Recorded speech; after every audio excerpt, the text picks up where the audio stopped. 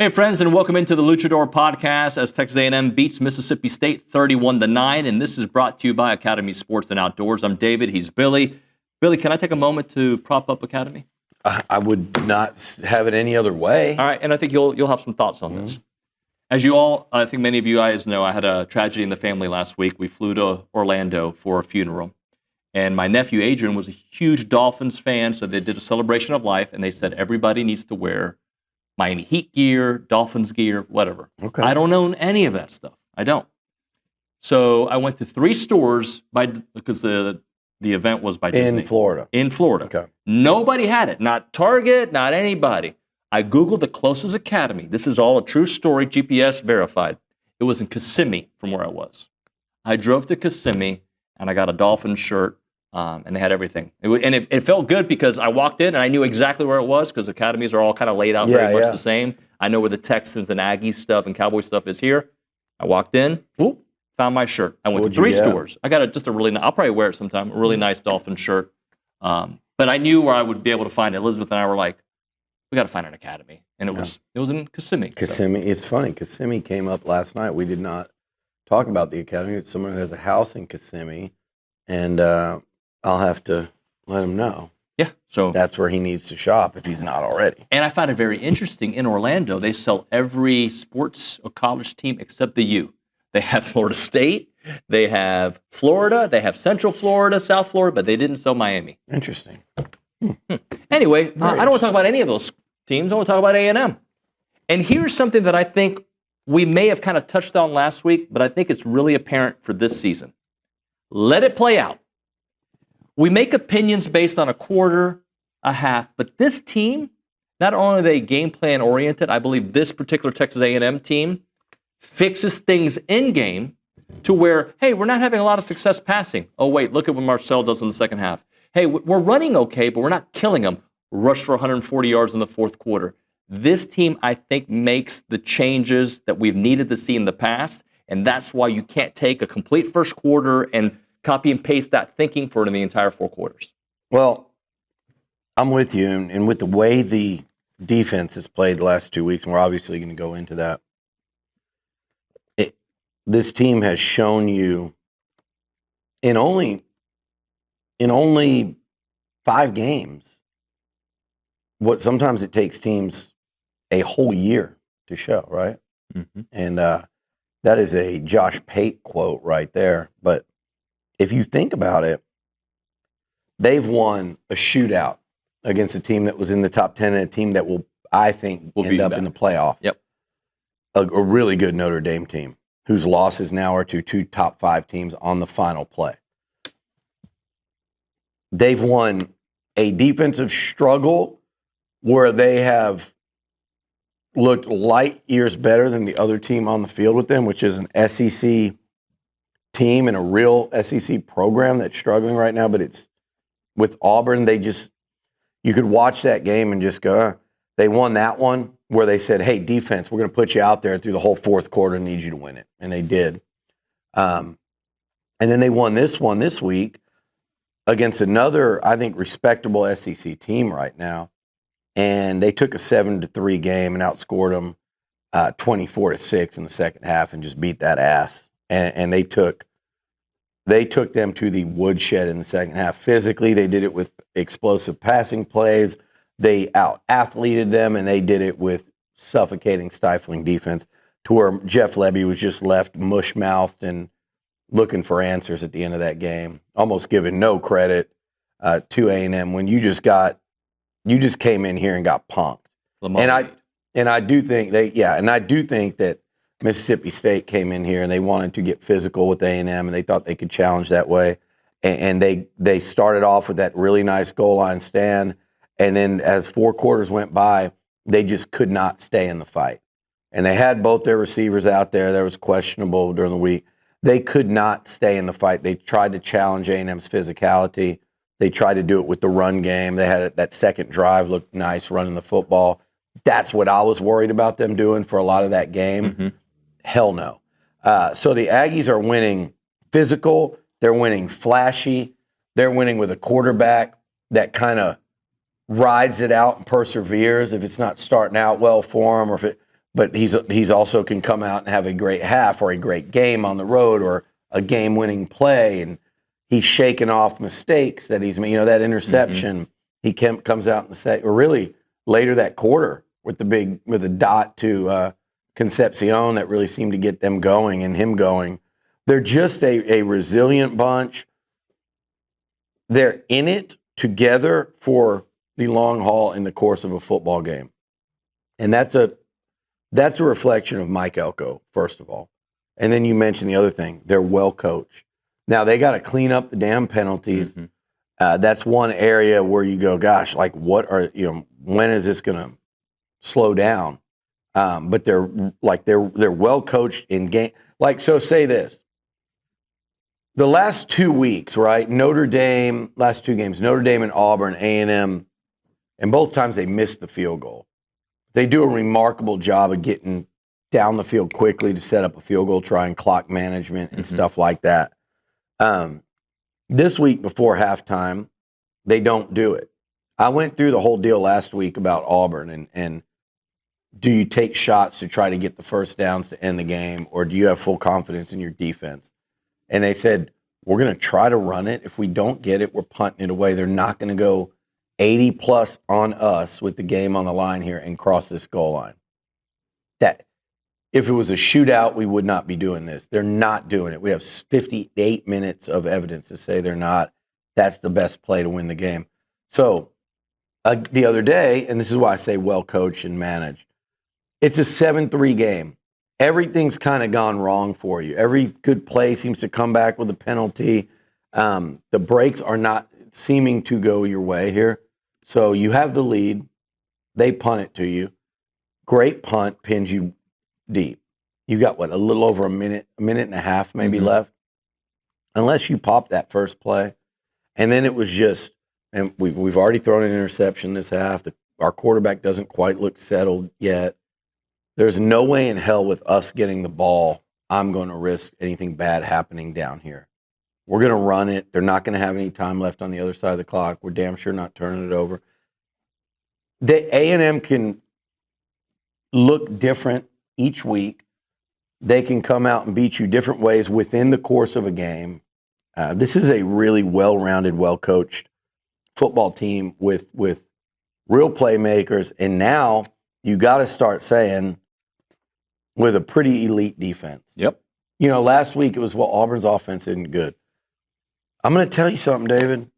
Mississippi State's a pretty good offense. They scored 35 last week against Tennessee. And I know I said during the week I thought Tennessee's defense was down. But listen, this is what I want to say, if you don't mind here. You look around the top five, and I look at Ohio State and Oregon, and I go, they're in Miami, and I go, they probably seem better, and there seems to be a little break-off point there, and then it's A&M and some other teams.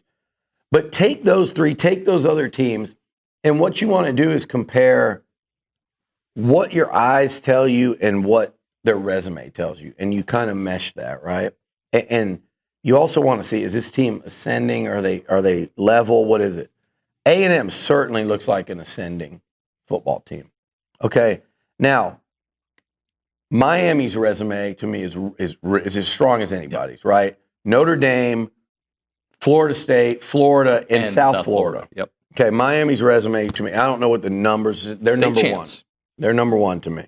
And now, if you're trying to predict things, their schedule looks like no one else will beat them. Now, Ohio State, I think, should stay number one until proven otherwise. They beat Texas, and they beat UW, who took a miracle rally to beat Maryland. They beat Texas. Okay, Oregon, what do? They're hanging their hat on beating Penn State. What does that mean today? And then you look, and I heard people mention, well, there's Tech and there's Missouri, and okay, well, Tech beat Utah at Utah. That's it. It's a JV schedule. After that, Missouri has played a JV schedule so far. South Carolina's the best team they played. They gave them hell on their home field, and I don't think they're that good. Texas A&M, when you combine resume with how they're playing with just the eyeball test, right? They beat Notre Dame at home. I mean, in South Bend.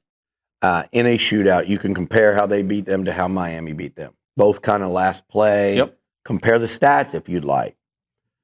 They beat Auburn, and if you know shit about football and you watch Texas A&M play Auburn and OU play Auburn, one of those two games you thought you didn't know who was the better team. Yep. It was tough. Yeah, the Oklahoma D-line was the best unit on the field by far, but you weren't sure who should have really won that game. You watch A&M play Auburn, you thought they were in different classes other than the fact that they couldn't put them away. And then you look Saturday, and Texas A&M is in a dogfight with Mississippi State, and State brought it, and it's 7-3 at halftime, and you outscore them 24-6 the rest of the way. Their touchdown came when it was 28-3. That's a team that took Tennessee to overtime. That's a team that beat Arizona State, who hasn't lost another game since. A&M, and with all that said, Florida could come in here. Mm-hmm. I understand that. Florida played their best game. They might be the best defense A&M's seen so far. Yeah. And, you know, I said that about Auburn. It might be Florida. They seem to figure some things out on offense when they beat Texas. But we're sitting here today through 5 weeks, and I think what A&M has done on the field, really what they've shown, should rank second to Miami. I don't think they should be ranked second, but you should include them in that conversation. So I also want to ask you this about the first half, because you can't do what I'm about to ask you, but I'm just going to ask anyway. How different do we feel about that first half if they score on the 4th and 1? Mm-hmm. And also, how different do we feel about the first half if that first drive you don't get 3 penalties in the first 2 minutes of the game? And I know that they fixed it in the second half. Mm-hmm. They had 3, I believe, in the second half. Yeah. I know they got better. Yeah. It's still too many. They got better. But I'm just curious how we feel about offensively in that first half if you do go in at 4th and 1 or 3rd and 1 and you don't have those penalties. Well, what you're saying is they're close. Mm-hmm. I mean, Reuben Owens, they called it a touchdown. They had to review. By definition, you were very close enough that they couldn't tell by the naked eye if he scored or not. It was the right call. So they were an inch or two from scoring that touchdown and being up 14-3 at half and getting the ball. That first drive, I mean, you shot yourself in the foot. It looked like you were really smooth and comfortable offensively. So they're close. They're shooting themselves in the foot. And I thought that series on the goal line was, that was a bad one for Klein in the offense. Mm-hmm. The execution was poor. I always like a little more, you'd love to see them come up with that play where you go, wow, that was a great play, And there's also something about it being in that end zone at home, and I think that causes you to get like PTSD.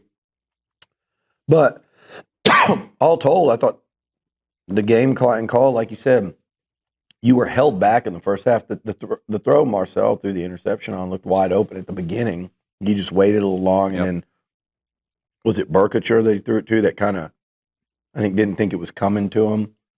But I thought the game called was really good, and especially you look at the second half, and A&M said, it's another way they can beat you. We can beat you with Concepcion and Craver, or we can line up and destroy you with the running game. In the last 2 weeks, for A&M to go for 500 yards rushing against Mississippi State and Auburn.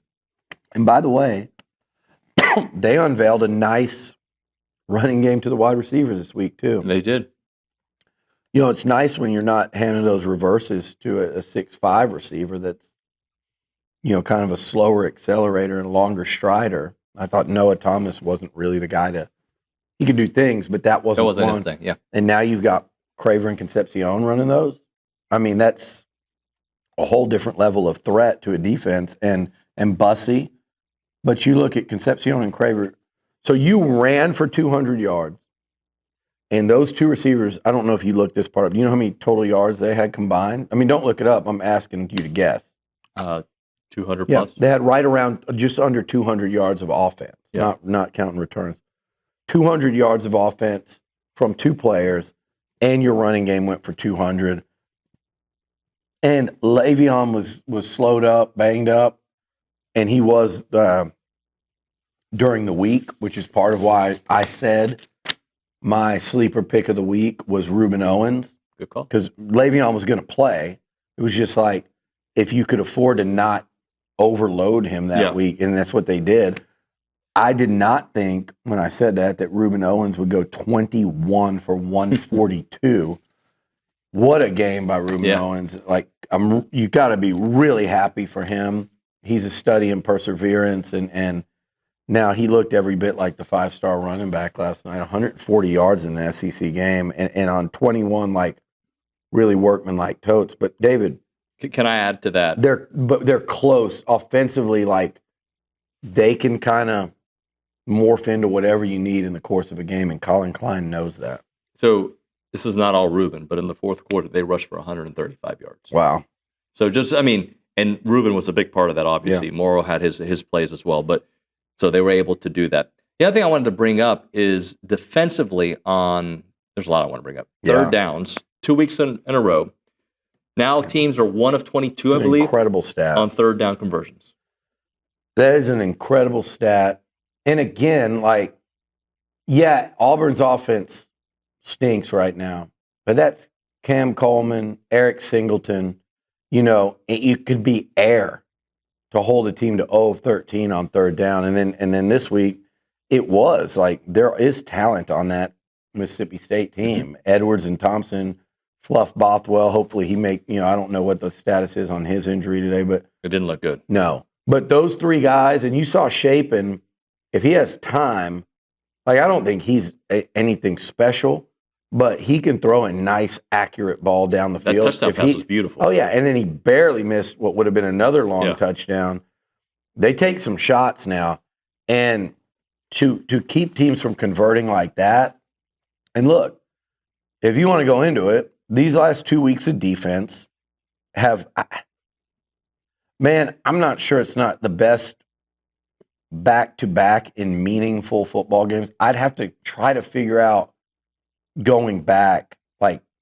That's since I've been here. Yeah, how long till they've had back-to-back defensive efforts like this in meaningful games. So even, like, I don't mean playing the worst team in the SEC. If that's one of the games, I throw that out. So, like, when have they shut down and stifled? So I don't know the 8-quarter numbers, but I know realistically you've given up one touchdown drive in 8 quarters. And that was – and by the way, you're coming off Notre Dame where we're all going – it's defense. Hey, but I was like, they made a lot – I did say this after the game. They made a lot more good plays against Notre Dame than against Utah State or UTSA. You saw – reason for optimism, but there were big holes. They got carved up. But now you look at Notre Dame and go, who are they not going to do that to? It's going to end up being Miami. And even in the second half, they kind of figured that out.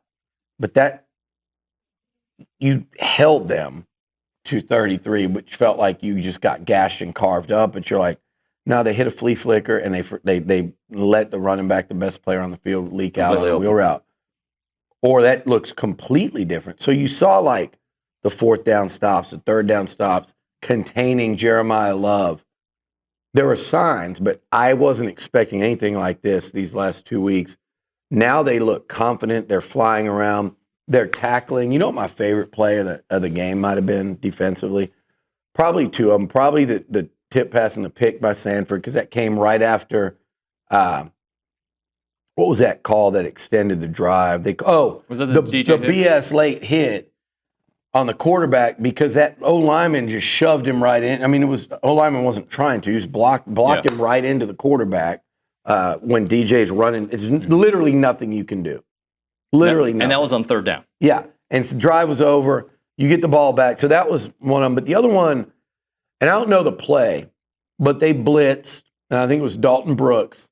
Oh, they stopped the run on the side? No, I know that one too. But Dalton Brooks blitzed and just blew up Shape and cut him in half on a blitz, and he got rid of the ball, and their guy caught it, and then I don't know, it was Will Lee. It was Will in Lee. the open field, just took the receiver's legs out for no game. It was like big hit, 2 different players, 2 complete different sides of the field, leaving bodies everywhere, and that they're tackling so much better. And then even if they miss, they redirect guys and they got other guys coming. Mm-hmm. Like 2 weeks of football, they've given up really 1 touchdown drive. Maybe 2 big plays, or maybe 3. I think Mississippi State had a couple of longer runs. Like 3-4 big plays total in 8 quarters, so probably 150 snaps. Right. And man, they're getting to the quarterback again. So how many sacks is that in 2 games? 9 in the last 2 games. And just you see individual players. Last week it was York. This week it's Cassius Howell and Sanford. Like coverage is getting better and better. Like, and by the way, you're shutting down or containing Jeremiah Love, Brennan Thompson, Edwards, Bothwell, Cam Coleman, Booth. Singleton, Booth. Like these are good. A couple of them are great players. A couple of them are going to be longtime NFL players. Bothwell's legit. They're good. Yeah, they're good SEC offensive weapons, and you're at worst keeping them from having big games. At best, completely shutting them down. Marcel, back to him for a moment. First half, 5 of 12, a touchdown, a pick. Mm-hmm. Second half, 8 of 11, a touchdown throwing, a touchdown running. When he gets comfortable, he's a different quarterback. And I think what changed was they started going a little bit shorter in the second half. And then he started getting comfortable. Yeah. They started using the zone option, got him on the zone move read. a little bit, yeah, and completely different quarterback from the beginning of the game to the end of the game. And I think that's a credit to him and to Colin Klein. Like, you adjusted. And Marcel hung in there. He didn't get frustrated. He didn't get down.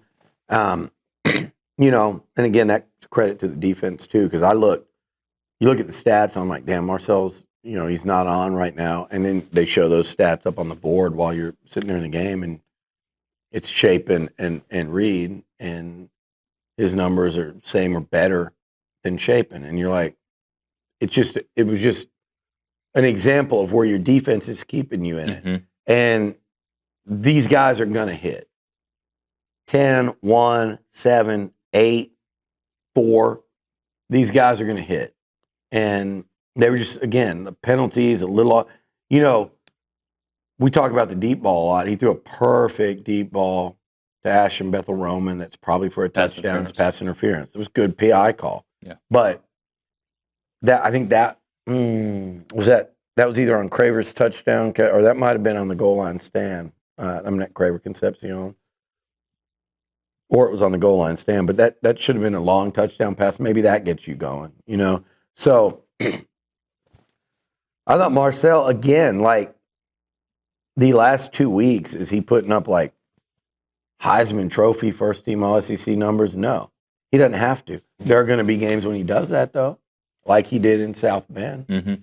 But he doesn't have to do that every week. He just has to play football that wins them games. Bronny and I were talking the other day on Friday. He said, I thought he played winning football in South Bend. I said, I thought that was falling into the narrative where you're not allowed to give our guys too much credit, where you're just beaten down over time. They're like, oh, I don't want to. He didn't play winning football in South Bend. Yeah, he did. He played like that was like Heisman level football. I don't care about see, we fall into this.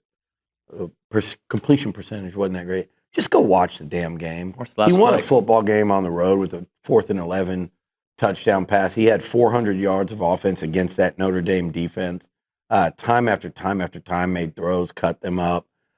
That was like national championship Heisman Trophy effort from this quarterback. If he did that every week, no one's going to do that every week, especially a guy that's still evolving into being the quarterback he's going to become. But when it's not going great, or when you're like, we're playing good, where are our points, like it was against Auburn, or when it's not going great like that first half against Mississippi State, and I'd love to get into Marcel's head and say, were they throwing stuff at you guys that led to some hesitation? Was it just kind of penalties and get behind the chains and some frustration set in? Whatever it was, and I do think that pass to Concepcion washed it, because not only did it result in a touchdown, but it was a seed. And it was just, you could tell, just as soon as he looked that way, you knew he's confident, boom. and he was a different quarterback, and they were a different offense from that point on. It just felt like you've watched a million games, David, where you just you're just fighting through it, and the opponent is putting up plenty of resistance, so it's not going to come easy, and you just need that one. And that's the play they couldn't get against Auburn to just bust it open. And I know that pass to KC only made it. It only made it 7-3, but it felt like, okay, we're going to go in at halftime with the lead. We're better than them. We're getting the ball. That's what it felt like, was just kind of they needed that one. And I think if they had got that last week against Auburn, well, we talked about it all week. I think this game would have looked almost exactly like, I thought that one would have looked almost exactly like this one. Damian Sanford, my goodness, the way we look at that linebacker group, by the way, that Jordan Lockhart had some plays too, the way we look at that linebacker group, and this is in Scooby's absence the last couple of weeks. And he'll be back soon. How much better do we feel about that unit right now? I think you feel, and Lockhart, I thought really caught my eye this week too, but Sanford in the last couple games, remember, against Notre Dame too, he had like one game changer and 2 really good plays. I mean, we've been all over the place. But a half sack in 3 straight games? But this one, 9 tackles, sack, another tackle for loss. Both of them significant. It's a 6 and a 7-yard loss. They're drive killers, and the interception. He's kind of been everywhere. And he's just, you look at this defense and you see guys like Sanford and Brooks, and when he's out there, Scooby and York now with so much confidence, and Howell and a guy like Ricks, and I'm just naming guys that and when Scooby's healthy, like really fast, athletic dudes flying around the defense. And I think on the inside, Hicks and Onyedem are like that for what they do. So I think it's just, and by the way, those dudes are the most underrated group on the team right now, are those interior 3 linemen. Mm-hmm. They just bring it, and they go out there, and man, I think they've been just stellar. But yeah, I think what they've got going defensively right now is it's eye opening, I think, around the SEC. If you really know, like, they've choked out these 2 teams. And I promise, guys, it wasn't because Brent Venables laid out the blueprint in Norman the week before. I don't know if he slipped them, hey, here's also, by the way, since I'm solving all your problems, here's a game plan for Mississippi State, too, guys. This defense has flipped a switch. They needed a confidence builder. Elko and Bateman and company needed to figure out, like, hey, how do we get these guys to be locked in every play and flying around with confidence and not hesitation? And they've unlocked that. And I don't know if it's confidence brought on by the Notre Dame game and making some plays and then winning that game, and they just got a little bit of extra, or during that bye week. Again, I thought that was a very well-placed bye week coming down off the high of that Notre Dame game. But maybe they fixed some things during that bye week with the help of the confidence coming out of South Bend after the victory. Let's talk a moment, if you don't mind, about Florida, Texas, and the ramifications of that, because as Florida figured it out, the right recipe, defense has always been good, running the ball, setting up, and now that they got Dallas Wilson playing, looking great. Yeah, he looks like he did in that spring game. So you got that, and you got Texas, who probably doesn't look as bad as what some people are saying, but they're not the Texas team that we were told we were going to get this year. That's for sure. Yeah, if Texas was just a ranked team and in that group of potential contenders, it wouldn't be like nearly as talked about or scrutinized as it is. But that's not the case. We got Arch Manning, shoved in our face and by we I mean the entire country, the entire sports world, shoved in your face the entire offseason. And if you dare push back and say, hey man, this guy hasn't shown a whole lot yet. We think he's going to be, this is how you say it. We think he's going to be really good, and maybe this year, but I'm not ready to go all in on that. He hasn't shown it. And he's got 4 new O-linemen in front of him, and he lost weapons in Golden and Helm that are doing things day one in the NFL. And Texas as an offense lost a 3-year starter at quarterback that now everybody's wishing they had back, which is also ridiculous because you were the ones that wanted him out so you could bring the golden arch in there, which, by the way, Arch Manning didn't ask for either. So it's not his fault. But that offense taking a step back was, I think, expected. And if you said that, you got attacked, ridiculed, like people would say awful shit about you, period. It was very reasonable to say that. And now they're actually way worse on offense right now at this point in the season than anyone expected. They can't run the ball. It starts for them with the O-line. Yeah, and you look at A&M and 500 yards rushing in 2 SEC games, and the other team can't run the football. You can't win in this league or at a high level anywhere in college football if you can't run. And you look at what turned things around for Sark there, and I know it was it probably I would start with defense, but and I know that's saying something because of their offense, but they got that defense over the last 2 years from bad to good to great. But offensively, it was Bijan Robinson and really getting that thing going. Then you hand it over to another first rounder in Jonathan Brooks, and then it was Baxter.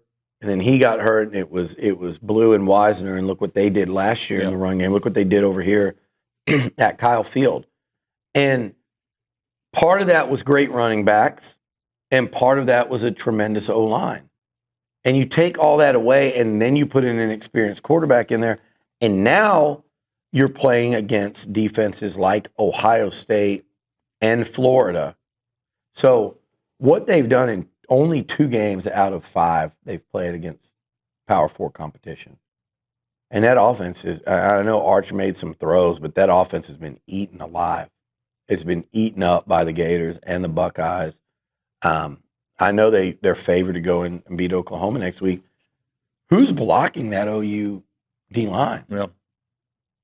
I mean, Arch he's going to be a sitting duck. I know he's mobile, but they're going to come at him. So, look, you have to think they're going to get better. You have to think that defense in 2 games against Power 5 doesn't have a sack.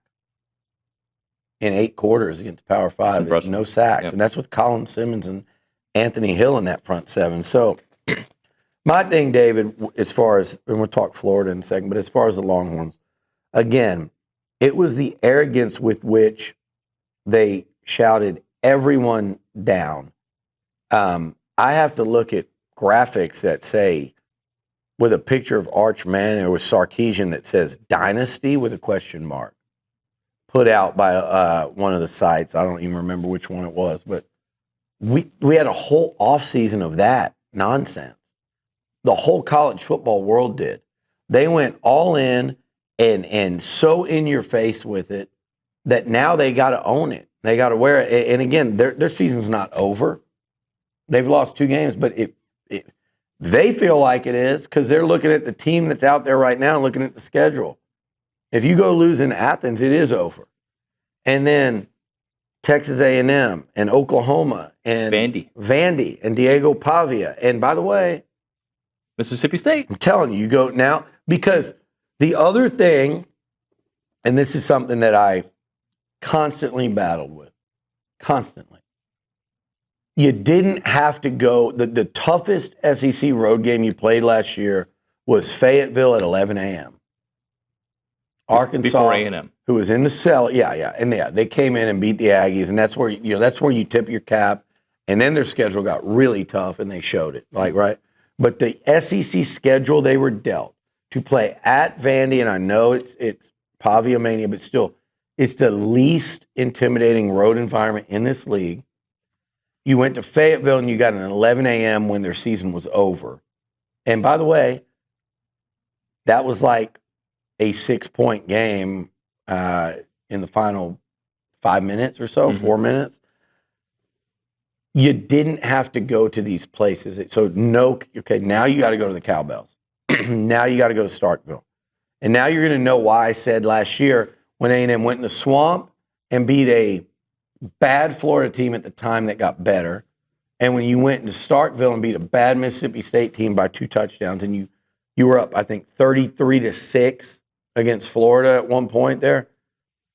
You deserve credit for that. It is not easy. And I told somebody, I think it was Drew Kelson, who was a great safety at Texas. I loved him as a player. Houston Lamar, great player at Texas. And he said, so you're going to give us credit if we go in there? Yes, I am, because the swamp is tough, even against a 1-3 Florida team. You go in there and win. It's not easy. If you struggle early, that crowd gets going. I saw there people coming out. Man, that was the toughest environment we saw all since we've been in the SEC. Well, yeah, because your team's not as good. So yeah, you can want to compare it to Kyle Field. You came in here, and to your credit, you went up 17-0 at halftime. You took the crowd out of it. If you don't do that at these places around the SEC, the environment will cause more mistakes. It will snowball. It will eat you alive. That's what happened to Mississippi State here on Saturday. Yep. They hung around. They drained a little energy from the crowd. They couldn't sustain it. And when it got rolling, this place, Cole Kubelik said it. I saw T-Bob say it, watching it on TV. Everyone, I had a buddy of mine, I wasn't a buddy of mine. I met him last night. Great dude. He was talking, in the suite there in the second half, and he said, man, he's an LSU guy. And he said, I grew up going to Death Valley. I'm LSU to the core. I went to school there. He played sport there. And he's like, I think just now that's the loudest I've ever heard a stadium. Mm-hmm. And that's what will happen in the swamp. That'll happen in Starkville. It'll happen in Death Valley and Baton Rouge. It'll happen everywhere except Vandy. And they're working on it. And I don't think it happens as much. There's about 2-3 places where it doesn't happen out of the 16. But man, when you miss those, you are fortunate. And now Texas they're learning that I was right in my concerns of the team. And by the way, I picked you to go 10-2. I think one outlet I said 9-3. That was the lowest I went. And it's hard to lose so much and sustain it when the schedule is not forgiving. Would you take 9-3 now? Like, do you think that's still likely, considering they've got Georgia? Well, I think they're sitting at 9-3 today.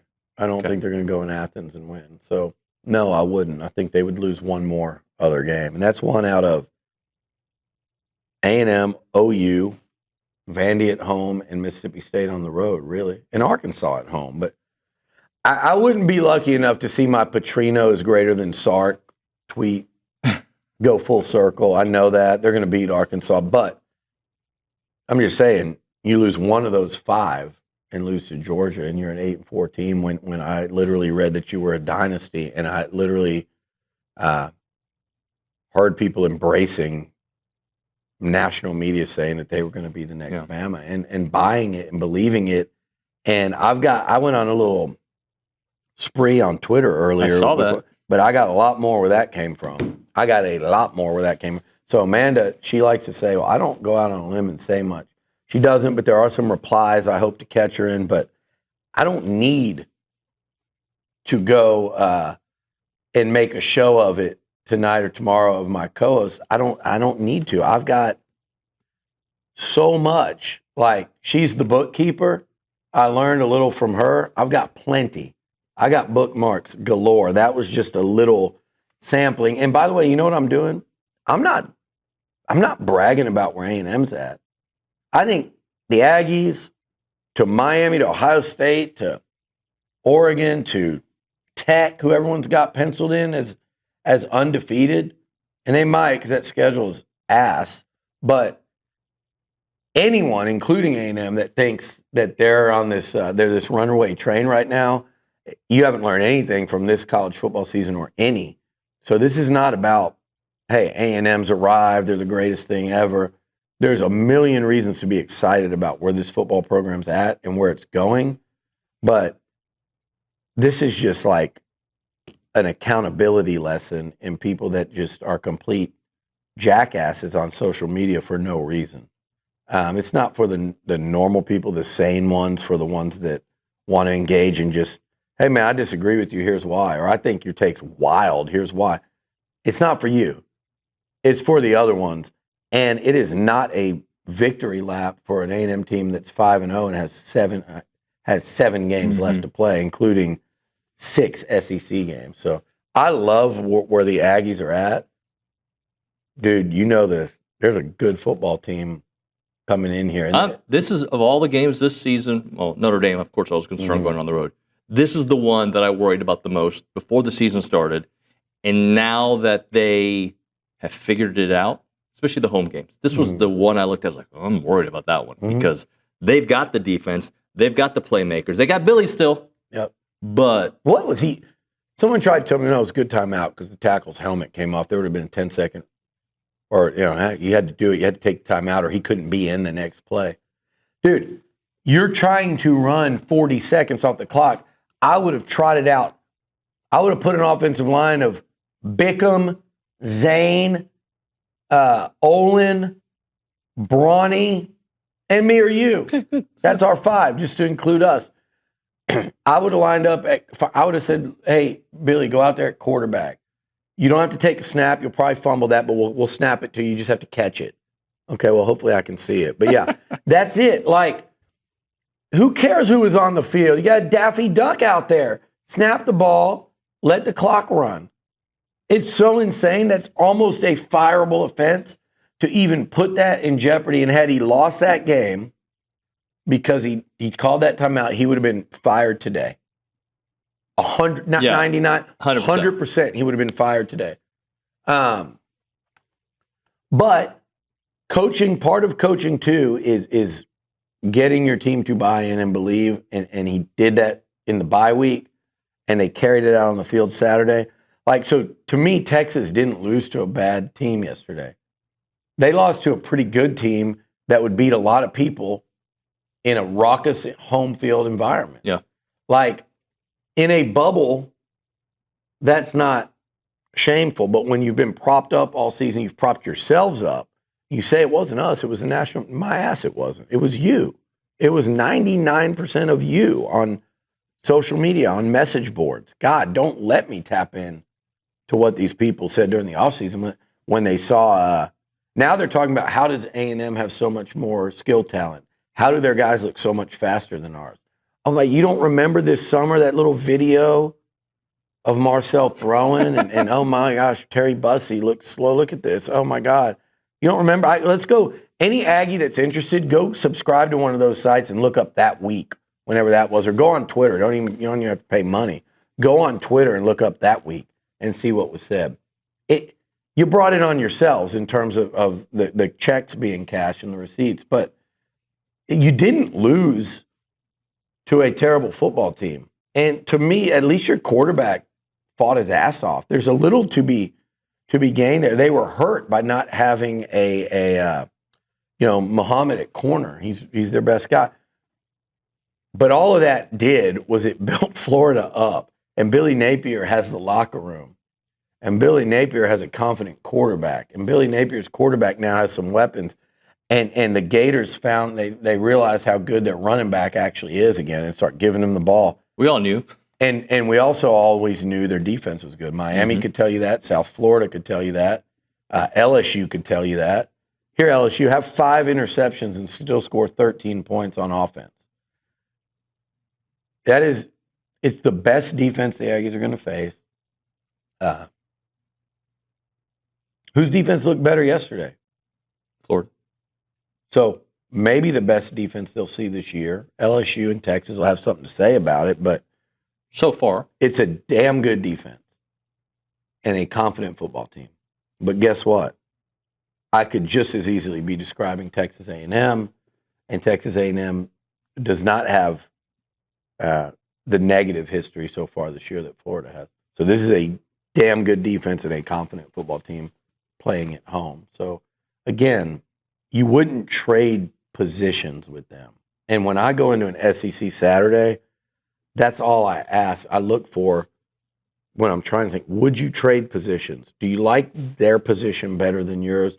do you like their quarterback better than yours? And when the answer is no, do you like their coach better than yours? No. And so that's why A&M's favored by 8.5. Do I think they're going to beat that? I didn't think they were going to beat Mississippi State like that, and they did. But I think it's going to be a real fight. But this team is used to winning fights. They're 3-0 in fist fights. Mississippi State wanted to challenge them, their physicality. They tried to do it with tempo. They tried to say, hey, let's see what that was my question. How does the Elko get his defenders ready for that tempo? Mm-hmm. They were beyond ready. There was one drive where they, in the second drive of the game, where they looked a little iffy on it and just shut it off. Mm-hmm. Fist fight. Auburn wanted to challenge them to a fist fight. Notre Dame, that was like Hagler Hearns, except it went 12 rounds. But they're 3-0 when challenged to a fight. They're 3-0 when it said, here's a moment, prove how good you are. Yeah. There were moments in each of those games that prove how good you are right now. It was the drive against Notre Dame in the play. It was those fourth quarter stops against Auburn, and it was just come out in the second half and impose your will on these guys because they're not as good as you. I don't know that Elko said this. It wouldn't have shocked me if he said, these guys are not as good as you. They should not be on the field with you. And I think that's an exaggeration. Mississippi State's a very improved football team, but they came out and played quit messing around with these dudes. We're better than them. Let's go out there and kick their ass. And so the Aggies are 3-0 in such fights. And hey, the two teams we talked about, Florida's now 1-3 in those fights. Yep. Texas is 0-2.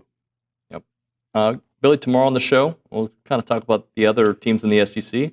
Alabama, who's starting to look like the team that we thought they would be. Ty Simpson looks really good. Who do you, if you're ranking the top three teams in the SEC right now, no order, who are they? A&M, Bama, Oklahoma. I'll go Ole Miss over Oklahoma. Oh, yeah, you know what? Yeah. Yeah, Ole Miss is 3-0 in SEC Georgia, play. I'd go Georgia 4. I'm not buying Oklahoma. In fact, all that talk about Texas just then. You think Texas wins? I think with a healthy Mateer, probably not, based on what I saw in the swamp on Saturday. But I just don't think Hawkins and them. But Texas, again, they're going to have a hard time doing much offensively against that OU defense. But I still think they've got a chance to win that game. I'm just not buying completely Oklahoma, and they've got a tough schedule. Am I buying OU to beat Ole Miss? They play Ole Miss, they play LSU, they play Missouri, they play Bama. Do they play Tennessee also?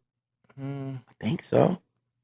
Oklahoma. Do they? They played Tennessee. I think last year they played them. Yeah, they played at Tennessee. Yeah, that's 5. And they host Missouri. Name the games. Okay. Texas, Missouri. They got Texas. They've got South Carolina. They've got Ole Miss. Mm-hmm. They've got Tennessee. They've got Bama. They got Missouri. Yeah, that's 5. And I'm not even counting South Carolina. That's 5 really tough games. And by the way, I think they play South Carolina at South Carolina. Check that. That is at South Carolina. So throw that one in. Throw that one in to them. Yeah. So I'm not buying. I got Georgia 4. I've got. I got. See, I can't rank those other 3. I can't either. Bama. Okay, Bama. You look really good right now, but that was a fight against Vandy. It wasn't a blow. The score, it was 23-14. A couple of bad turnovers by Pavia. Could be completely different. They would have gone up 14-0 if they didn't have that fumble. So that was a fight against them. And Georgia, you beat by a field goal. And again, Georgia should have lost to Tennessee, who should have lost to Mississippi State. Nothing just jumps out at me to make I have to put them number 1. Yep. If you made me, I might, because they seem really confident now. But they've got one thing A&M doesn't. A loss. They lost to a Florida State team that's got 2 losses now. By the way, Notre Dame, I think, would beat the crap out of Florida State. Yep. They would light them up. So, 1 and 2, I think I'd go Bama, A&M, and I'd go Ole Miss 3rd. Okay. Georgia 4. Look, there's a real opportunity here. We've talked about it. I put Oklahoma there based on the resume so far. Yeah, they but beat yes, Michigan and when you Auburn. look at what's ahead, no, you're right. Yeah. They'll take a step back. I'm just telling you, this is, and Aggie fans realize this now, and it's more people realize it each week.